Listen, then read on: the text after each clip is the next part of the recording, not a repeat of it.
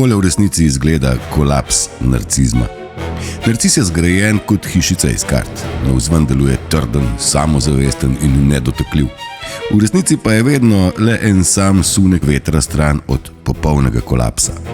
In ko se ta konstrukcija končno sesuje, se pokaže nekaj, na kar večina ljudi ni pripravljena.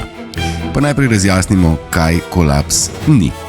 To ni njegovo strto srce. Mnogi mislijo, da narcis ob zlomu žaluje. Ne žaluje. To, kar opazujete, je panika. Igra se je sesula. Maska je zdrsnila z obraza. Njegov najgloblji strah postaje resničnost. In to ni zlomljeno srce, to je razkritje. Prvič, najprej pride jeza. Kriči, grozi. Za celoten razpad okrivi vas, kakopak drugače. In to počne glasno. Krhka oseba pod masko mora svojo ranljivost prekriti z navidezno močjo. Zato vse projicira na tistega, ki mu je najbližje.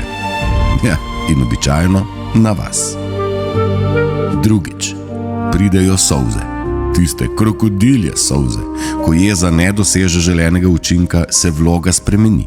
Nenadoma je on tisti, ki mu je bila storjena krivica. On je žrtev. On je tisti, ki potrebuje tolažbo. In opazujte, kako hitro pride do tega obrata. Tretjič, tu pride prosjačenje. Če ne deluje ne jeza, ne solze, začne prositi. Obljublja spremembe, pove vse, kar ste si kadarkoli želeli slišati. Toda prav nič od tega ni pristno. To je zgolj zadnja poteza v igri, ki je v obupu ne želi izgubiti. Četrtič, maska popolnoma pade.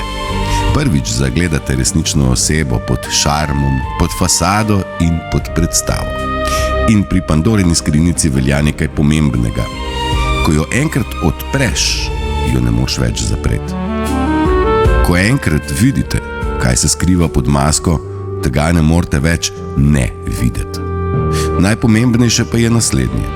To ni nujno začetek spremembe, to je lahko čustveni izbruh. Če ga v tem trenutku začnete tolažiti, se lahko vzorec ponovno utrdi. V takem procesu se nauči, da vas lahko še vedno zadrži.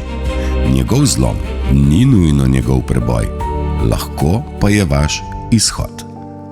Pa vse dobro pri opazovanju razpada mask.